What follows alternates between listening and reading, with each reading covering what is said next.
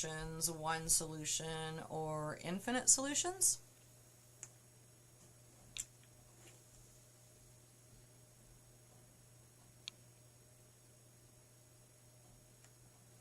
Okay, perfect. That's what I was curious about because it looked like that's what this is all about. All right, let me open up. I'm going to pull some notes into here. Google Drive.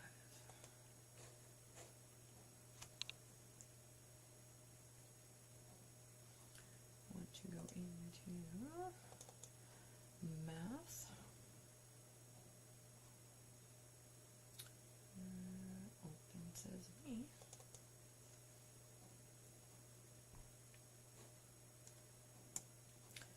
Okay, 10 foundations.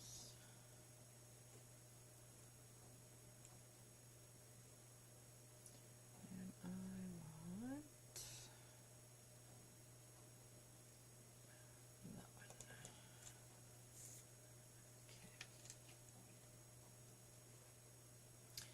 Linear systems, page 33. 19,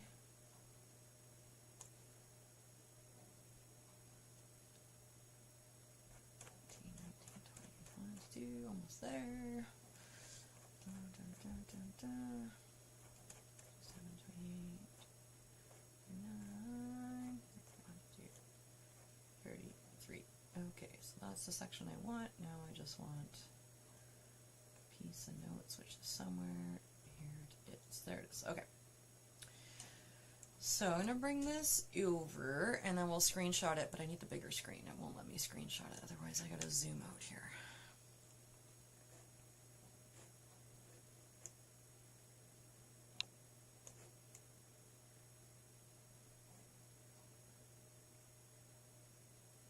Okay, I still need to zoom out a smidgen, but not as much. That'll do. Why is the thing rolling so much? Don't go so much. Delayed. I want it to stop. Right there. That'll do. Okay. Screenshot. Alright, this is going to save me a whole lot of writing.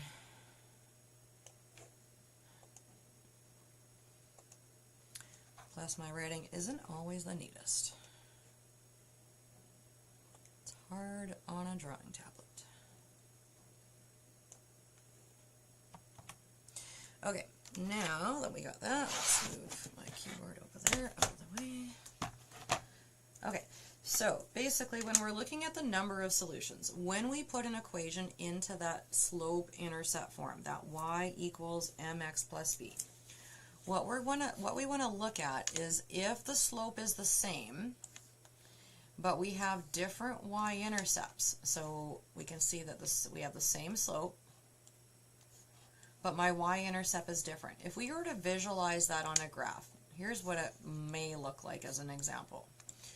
I might have a y-intercept here, and I might have a y-intercept here. But if the slope is the same, my rise is 2, my run is 3. I'm just going to estimate it that it might look like that. Rise 2, run 3. This one has the same slope. What do you notice about these two graphs? They're parallel. And if they're parallel, they're never ever going to cross and touch each other. And so in that situation, we're always going to have no solution. A solution is where they cross and meet, that point of intersection. But if they're parallel, there is none. If we have our second example, that's a pretty bad y-intercept, but that's our y-axis, but that's okay. If I have different slopes, one might be positive, one might be negative, they might both be positive, they might both be negative. They don't have to be. I'll give you an example of both. If I have a positive slope, it's pointing up to the right. But if I have a negative slope, it's pointing down to the left, in which case they have to cross. There's one solution here. So in this situation, we get the 1.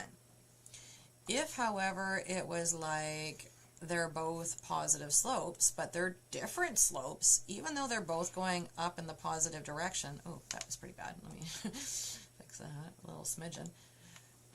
If they're both going up in the positive direction, as I lost my x-axis, they could still cross.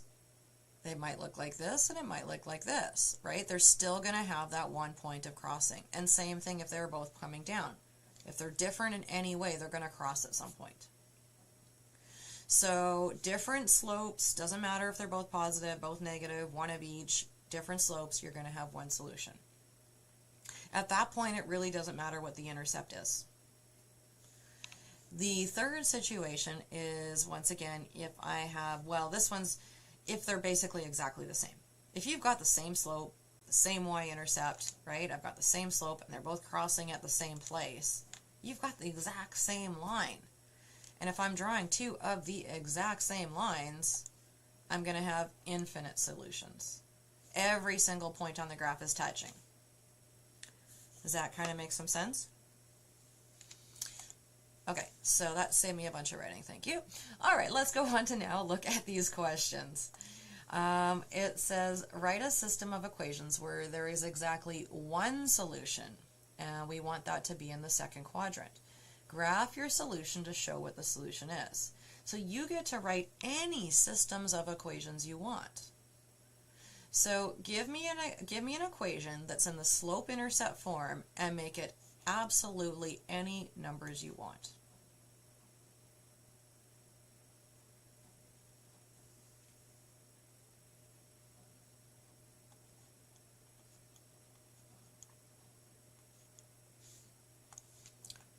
Okay. My 3 turned out bad. I tried that again. Okay. 2 over 3x, and you said plus 7. Okay, let's put that on our graph. So how do I graph this now?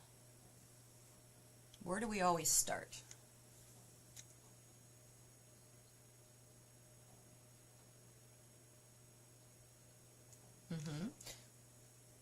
So that the y-intercept. Okay, once we've got our y-intercept, then what? Okay. If I go down to n over 3 and I go 3 to the right, that's a negative slope because it's pointing downwards. So we want to go down to and right 3 to the left. Okay, so here's our first line. Hopefully you have a ruler and yours is drawn a lot nicer than mine because it's probably not very accurate, but you get the general shape. Okay, now we want to draw a solution that's landing in quadrant 2. So I need some kind of line to cross this way. If I'm crossing this way, it might have a y-intercept down here. It could be any y-intercept along here. So first of all, what do you want as your y-intercept?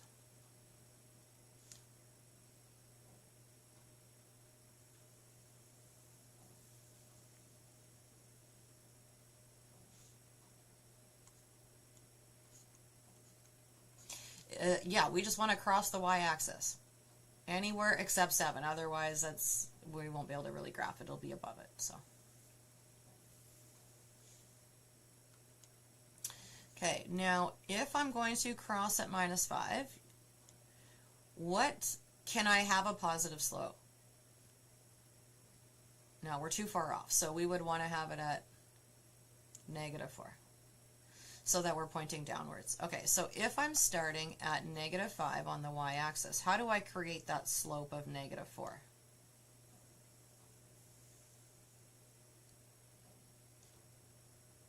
Okay, am I going to go 1 to the right or 1 to the left?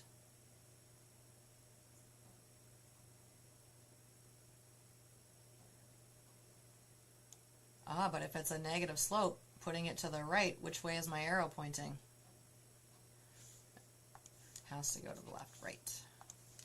Okay, so we went up 4, 1 left, there's a point here. I could continue that pattern, up 4, 1, 2, 3, 4, 1 left, up 4, 1, 2, 3, 4, 1 left. I'm just trying to get my overall so that as I try to sketch this, it looks like I went up too many, didn't I? 1, 2, 3, 4, no, 1, 2, 3, 4.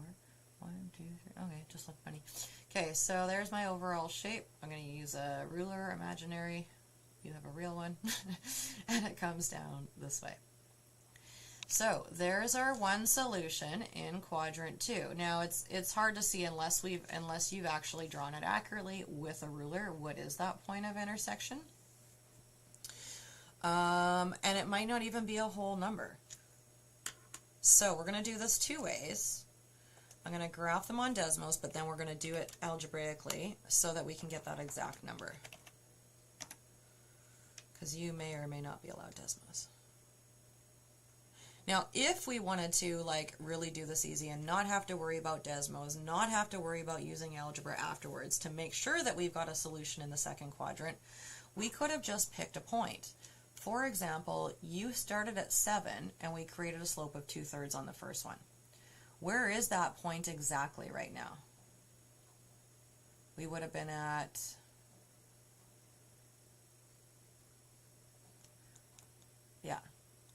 So we could have used, it's not really writing very well. Why? I'm just going to go like this way. We could have used a point at -3 and 5 and used that to create our second line and said, well, that's where they're actually going to cross. For that to have worked, then I would have created my slope off of here. If I created my slope off of this point, and then went like down 4 over 1, then I would have been at, what I've been at 1 and I was at 5, so I would have gone down 4. I would have been at 1 and -2. Down 4 over 1, I would have been at like 1 and -3. Eventually, we're going to get to that actual y-intercept. So we could continue to like plot the points on our graph, and that would work too. So I'm going to graph the first one just to show you what I mean. Is it still loading this page? What? Oh, as I just hit refresh pad. Okay, let's try that again. So we said y equals 2/3 x plus 7.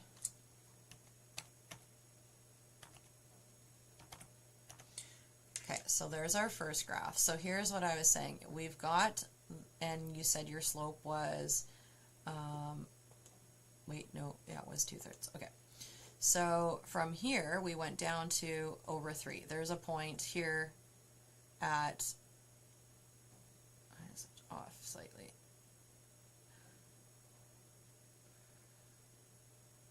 Oh, because I haven't gone over 3 yet. I'm like, where's my 3? Right there. It's zoomed in. Okay, so there's my first point at, anyways, it's not letting, it should have. If I zoom in, it might. Ugh. It's being difficult. Anyways, so what was I going with this? Okay, so we had a point here at -3 and 5 by the looks of it. We could have used that point to draw the line, but we used a different one. So let's graph that one. Where's my little extra pluses? Oh, there we go. Okay, we graphed y equals -4x minus 5. So if I look at that point of intersection, it's a decimal. It didn't really work out nicely. We can absolutely do it, but in order to show what the solution was, you would have had to use elimination or substitution to solve for x. Have you done that yet? Okay, so that's the next step to this unit, which we'll probably get into after these questions, I think. But for the sake of argument, let's maybe find a slope. Let's find an equation that might work a little bit easier. So if we're using, we need a negative slope for sure. If we were to keep the same slope, if I want it to run opposite, then we take the inverse of the slope and it becomes parallel. So a parallel slope, have you talked about parallel, perpendicular, or neither yet?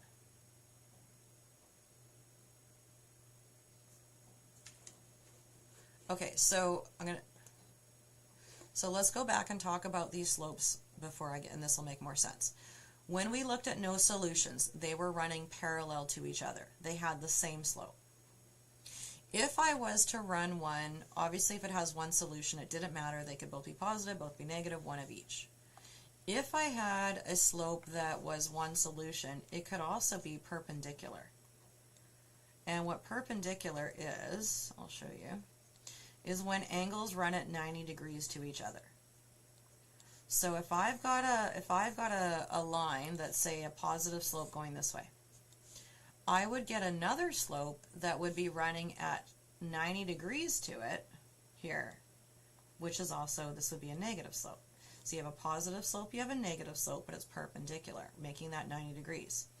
So let's say that that slope of this red line was 3/5. A perpendicular slope takes the inverse and reverses the sign. So it's going to become negative because it has to go this way, but it's going to become 5/3. So flip it and reverse the sign. If your slope started negative, like if it was like starting as negative 3/7, then a perpendicular slope would be a positive 7/3. You got to reverse the sign and flip the slope. So looking at creating an equation, it's going to have one intercept. If I just make them perpendicular to each other, then I could invert the slope, make it a negative 3/2, and then figure out where is that y-intercept going to go. So from this point, if we were starting at negative 3,5 and now my slope is negative 3/2, where are we going to end up?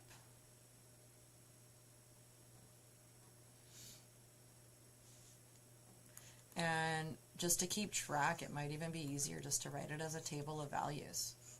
So if we started at negative 3, because I'm going to lose track just because my graph isn't very easy to read right now. I don't know, I got to stop doing 3s. They don't come out very good for me. Okay, negative 3/5 is our starting point. If I have a rise of 3 and a run of 2, and I'm going in the negative direction, if I'm here and I'm coming down 3, where's my point going to end up at?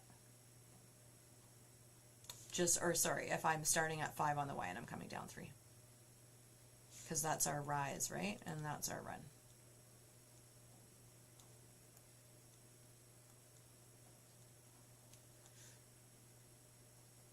Right, so yeah, so from 5, I'm going to come down 3, which is going to bring me to, oh yeah, definitely off center here. It looks like I'm at 6.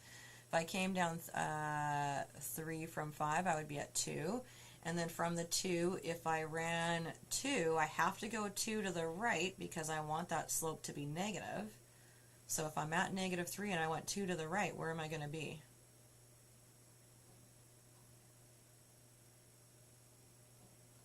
Right, yeah. Okay, continue that pattern. What's the next x and y value going to be?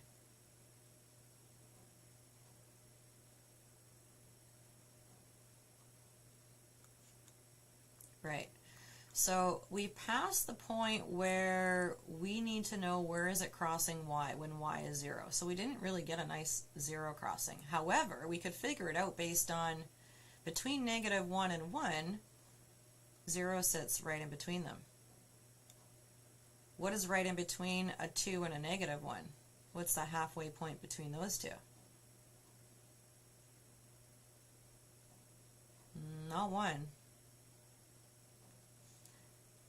So you're halfway between a positive 2 and a negative 1. So think about that on a number line. There's negative 1, 0, 1, 2. What's halfway between those? Yeah. So there's our y-intercept. So when we're creating our equation, we would need plus 1/2 or 0.5, however you put it in there. And so now our solution becomes what we chose as our crossing point where we started, that negative 3,5, because we picked our solution and then wrote the equation. Otherwise, you'd have to write the equation and use algebra, but you haven't done that yet, and you'll end up with decimals and stuff. Does that more or less kind of make some sense? That was probably a harder question only because you had to come up with it. It wasn't given to you to solve. And so there's so many possibilities. We just picked this one, but we could have again we could have continued that slope of 2 over 3 and picked a different point and followed a whole new slope. It didn't have to be the perpendicular slope. I chose one, but it could have been a completely other one. So it just involved doing a little bit of kind of math with that. Okay, let's go on to number 5. Provide a value of k for which the linear system below will have exactly one solution. Okay, if we have one solution, what are we looking at?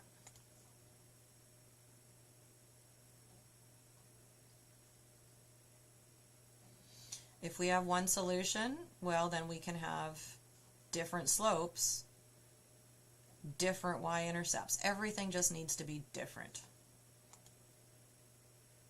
So right now we've got one in slope-intercept form. How do we rearrange this one into slope-intercept form, the second one?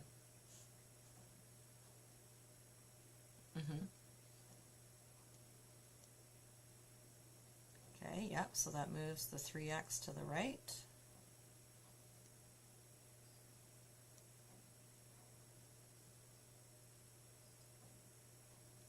Okay, and then the other one we're looking at is y equals kx minus 2.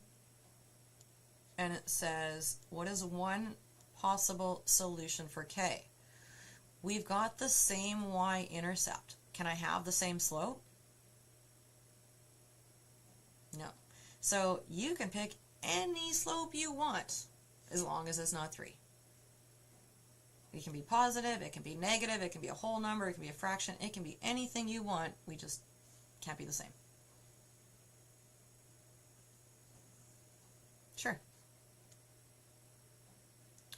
Yep, because now they're running parallel. They have the same y-intercept. Well, actually, no, these are not running parallel because they have different slopes. Yeah, so we've got different slopes and the same y-intercept. So as long as we've got different slopes, we don't really care about the intercept. The other ones both have the same slope. But the moment we have a different slope, we've got one solution. Doesn't matter what the other piece is.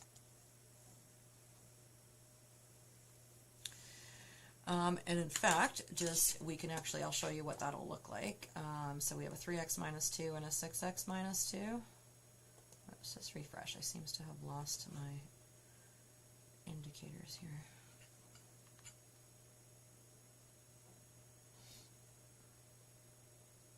There we go. That's better.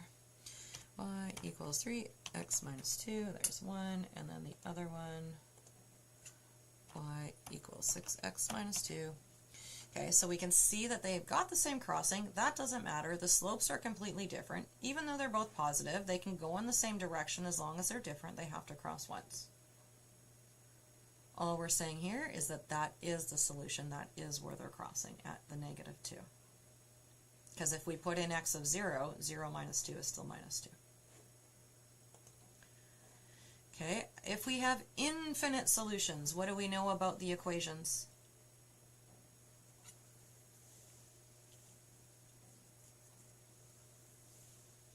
Yeah, the exact same equation. So if we've got this equation as y equals 3x minus 2, what does k have to be to have infinite solution?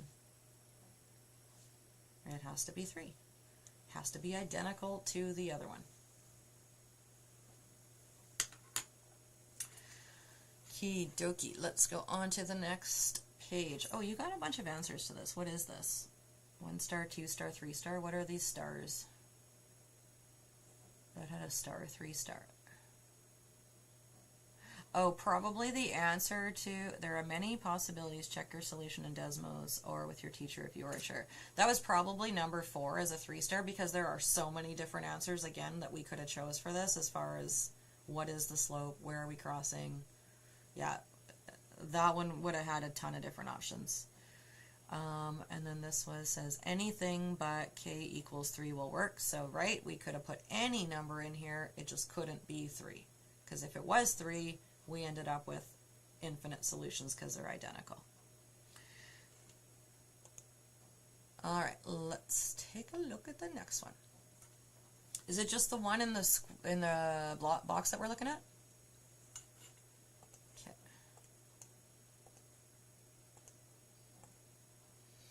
Give me a little bit of writing room. Okay, what is happening here? Paper West has produced 500 kilograms of napkins.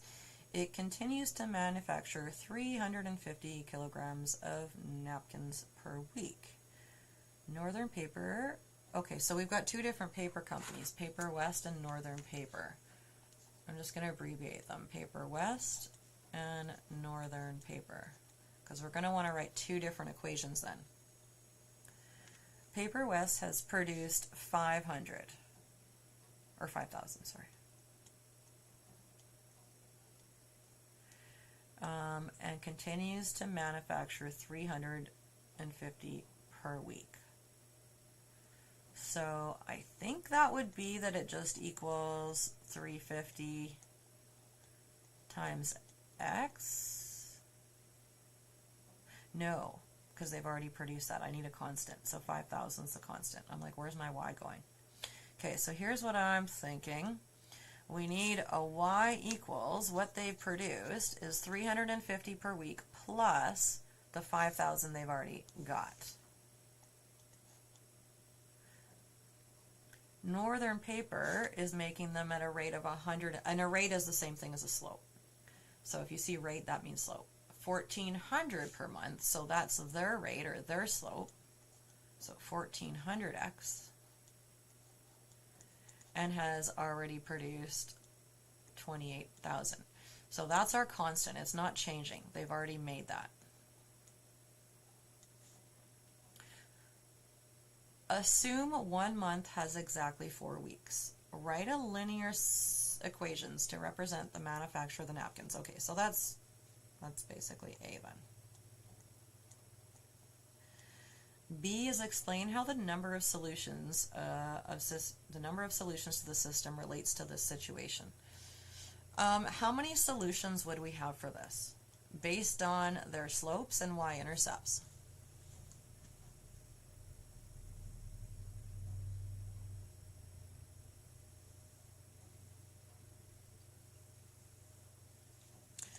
Do we ever have two solutions in a system of equations? We either have none, one, or infinite.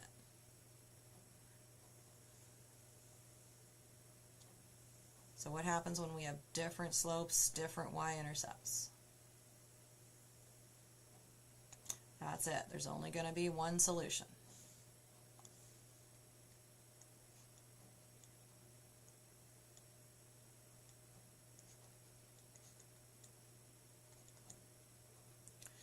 Okay, now it says, explain how the number of solution relates to the situation.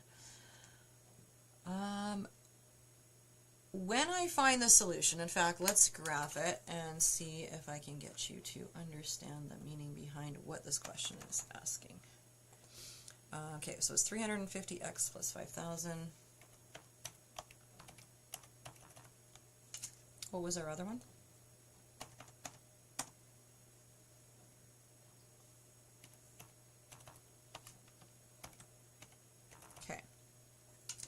Let's zoom out because these are big numbers. These are big y-intercepts. They're going to be way up there. I'm only at 20 and I need to get to the thousands. Zoom, zoom, zoom. So where are they crossing? Probably somewhere in here. Let's go back in. Nope, still not crossing, I don't think.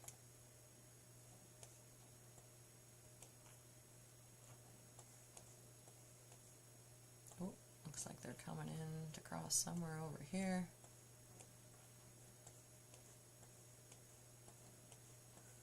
Oh my gosh, it's like way up high. It's actually probably easier to do the math, I think, and I might just have to show you that now based on this. No. Okay, I don't like where this is going. So, I think I'm going to teach you algebra and how to solve systems of equations, because this is not ideal. okay, I don't like this. I'm going to actually show you how to do the math on this. So basically, if I was to solve this and find out where they cross, the solution for x and y, if these are crossing, that's basically going to say that is where both of these paper mill companies are equal in the number of napkins they produced. And so that's what it's meaning, right? So basically we're saying X is the number of weeks, Y is our, because we were producing these at a rate of 350 per week. So this is representing our weeks. When we put our weeks in, we're producing a total number of napkins.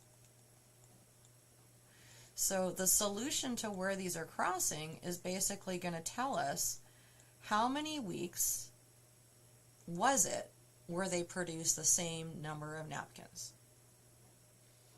So going by my map, or my graph on Desmos, it wasn't working out very nice. So you said you have not learned yet how to solve a systems of equations. You're setting them up. Well, let's actually solve them.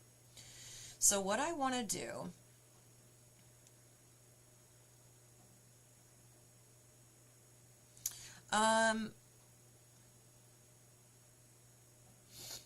no, that's like using a table of values and actually graphing them, which is what I was hoping. We could have just looked at the graph and solved it, but it was like too far high, so let's just do the math behind it and it's going to be easier.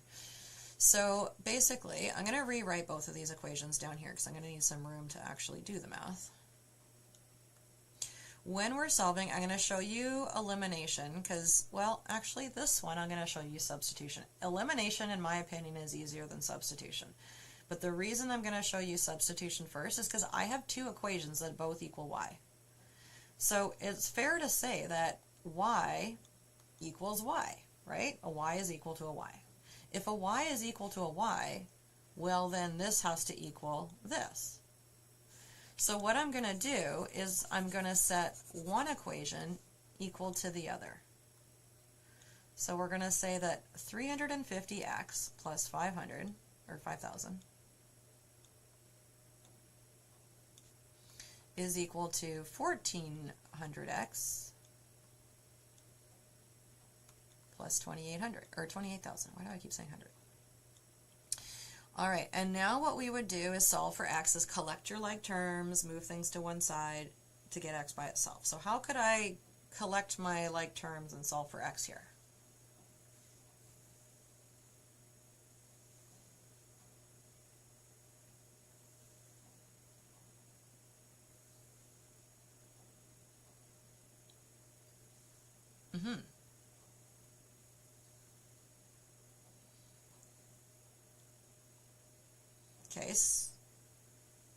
Okay, so let's start with getting the x's on the same side. How do I get them to the same side?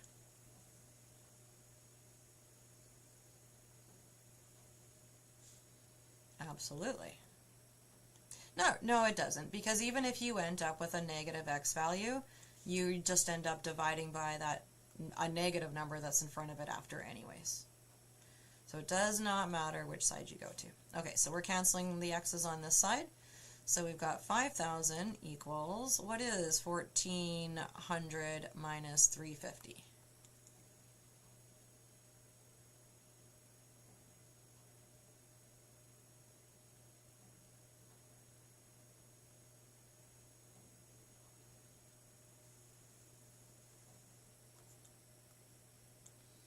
Okay, good, that's what I got. Plus 2,800. Now what would I do to get the x's by itself?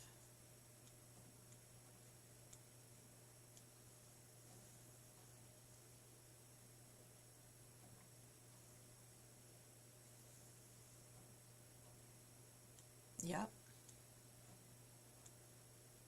Good. That'll cancel there, which I'll put that in and see what that leaves us with.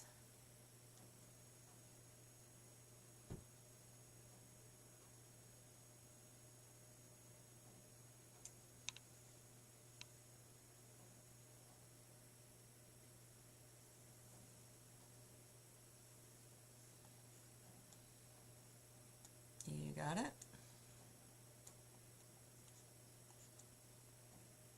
Mm-hmm. And what's our last step?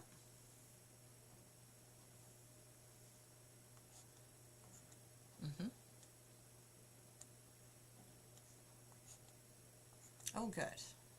I'm sure you've solved like a two-step like a style equation, or it may have just not known what you're doing here is basically a substitution if this side equals that side. Elimination's different. We'll look at that later. Okay, so, oops, not minus, divided. What did you end up getting?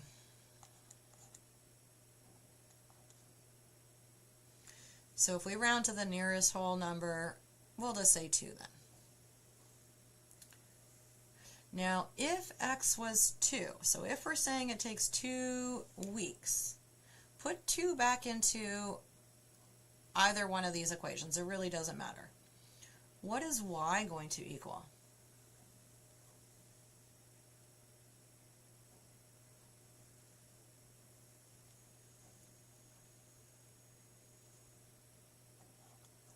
When x is 2, what is our y value?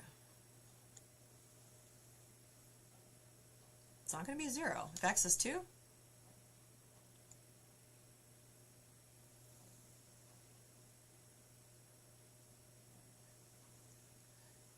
$350x, so that's like 350 times x, so 350 times 2 plus 5,000. Yeah. What's 350 times 2?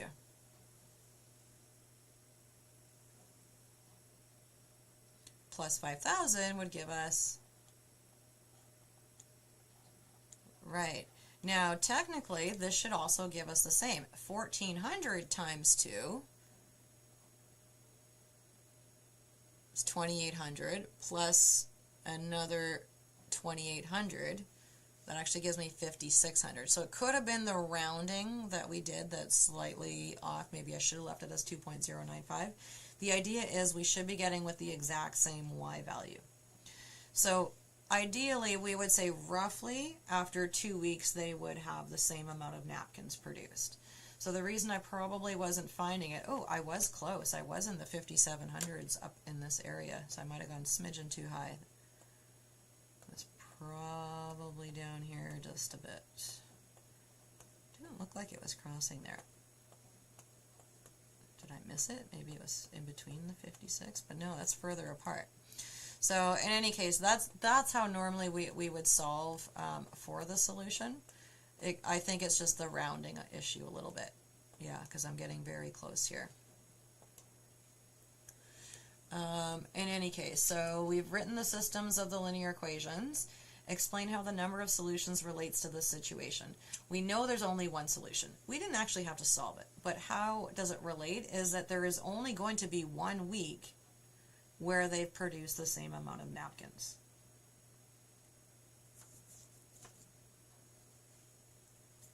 Yeah. Yeah, so you can't say, okay, well, they produced the same amount of napkins in week 3, but they also produced the same amount of napkins in week 10. It's not going to exist.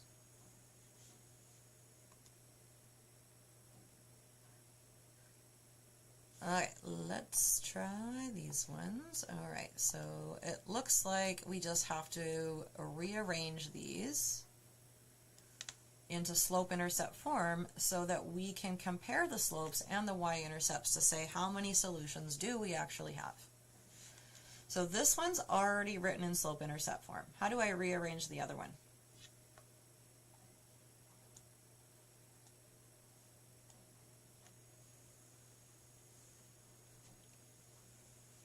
Okay, so we're going to have 3y equals a minus x with that positive 6.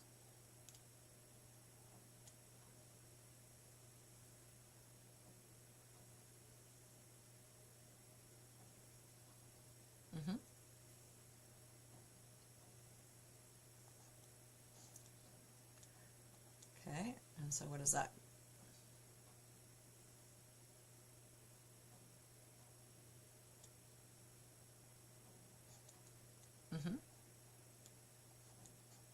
Good. Okay, so compare that with the other equation. How do our slopes and intercepts compare?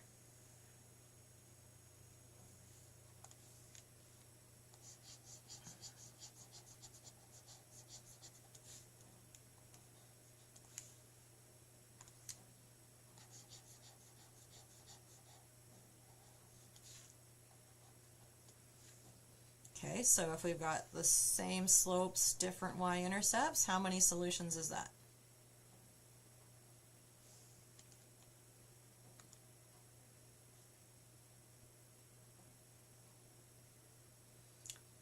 Exactly. None. Same slopes exactly are parallel because of different y-intercepts. They will never cross. So if you have to justify it, that's what I would say. Parallel slopes but different same slopes but different y-intercepts run parallel and will never intersect. Okay, in part B, again, we want to rearrange both of them into that slope-intercept form so we can compare the slopes and the intercepts.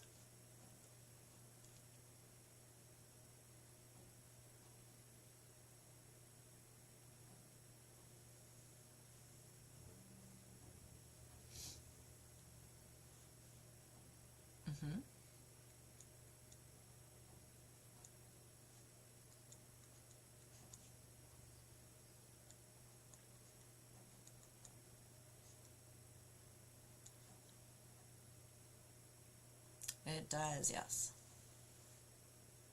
So how do I make that positive?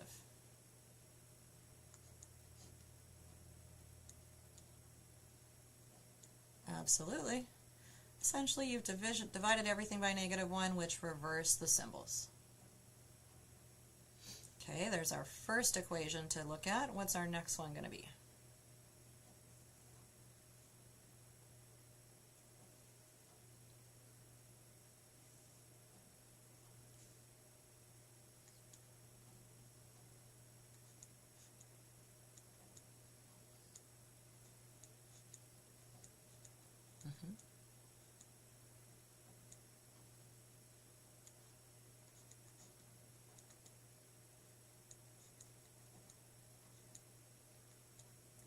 Okay, and so when we compare the slopes and the intercepts, what do we notice?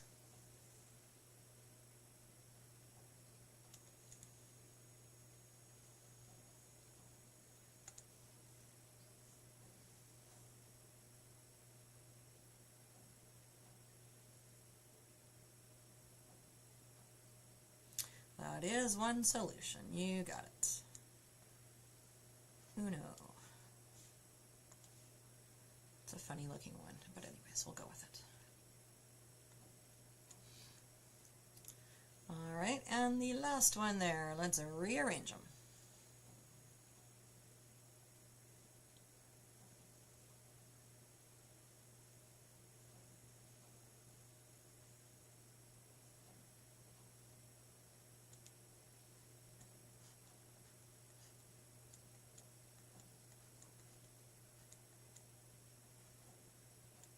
Not by -1, by... Well, no, you would do it now, but it's not just -1 we're dividing by to get y by itself.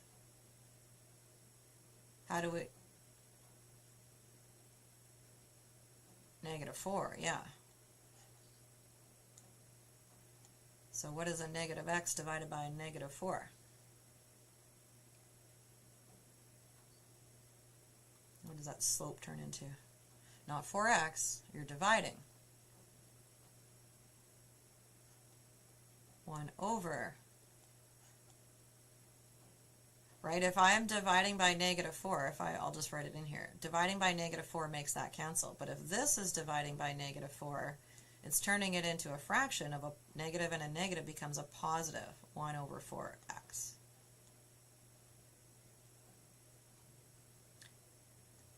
And what's that one going to turn into? Yeah. All right, and the next part.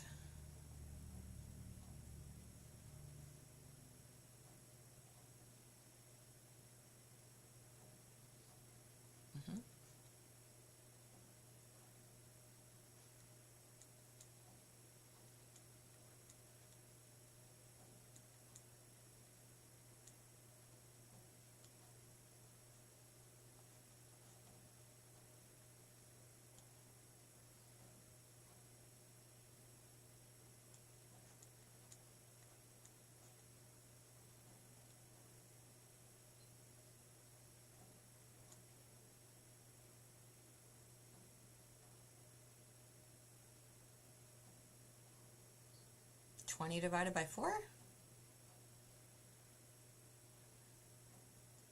Not 6. Well, there you go. Third time's the charm. All right, compare those slopes and intercepts. What are we looking at? How many solutions?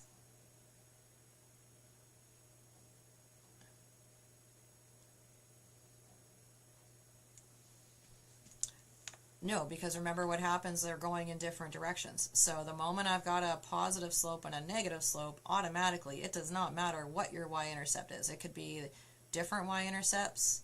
It might be crossing at the same y-intercept. So if I got one going in the positive direction, one going in the negative direction, it could be crossing at the same y. As long as you got one positive, one negative, there's always ever only going to be one solution.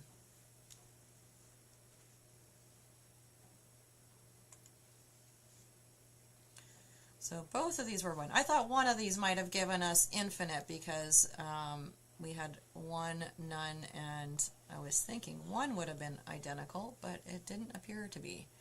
Oh well.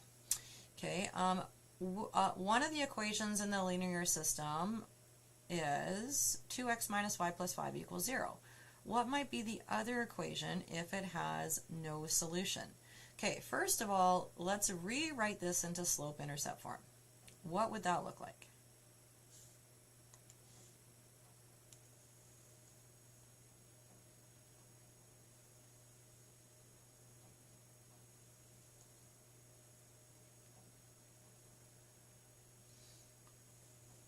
Yeah, that would be a pretty quick solution. Yeah. Well, you wouldn't even need to then, because if you're moving the y to the other side, the 2x and the 5 are going to stay where they are, and so we don't really need to flip anything at that point.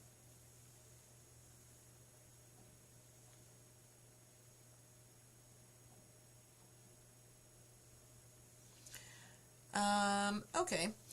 So, if we want to have something that has no solutions, what's a situation that gives us no solutions?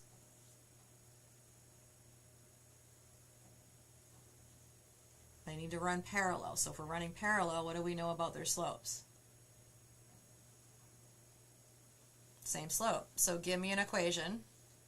Yes, that's important actually, because if it was the same and they're identical, I have infinite. So give me one that has the same slope to run parallel, but a different y-intercept.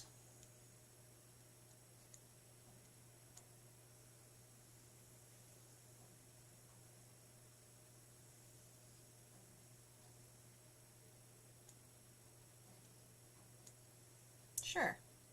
Now, depending on whether or not they wanted you to put it back into like this format, which we would call general form, which it all equals 0, we could rewrite it, and when you put things into this general form, it's always the x value followed by the y value followed by your constant equaling 0. So if I was to rewrite this, I want x to be positive. I would leave the 2x where it is, but I would bring the y back over to this side, then follow with that constant and have it all equal 0. So it just depends. I would totally take this slope-intercept form, but if they're wanting it back into the general form, you just have to bring the y back over and follow it after the x. If we want one solution, what do I need to do with the slope and the y-intercept?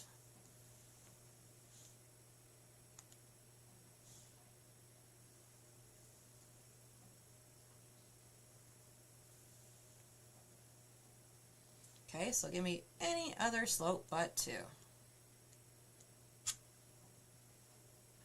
Okay, y equals 4x. As long as our slope is different, does it matter what the y-intercept is?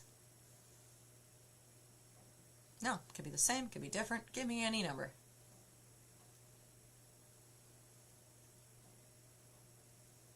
Sure, plus 7. And again, if I wanted to rewrite it in general form, I would just move the y to have followed the x. And there we go. If we want infinite solution, there's only one possible answer for this. What does it need to be?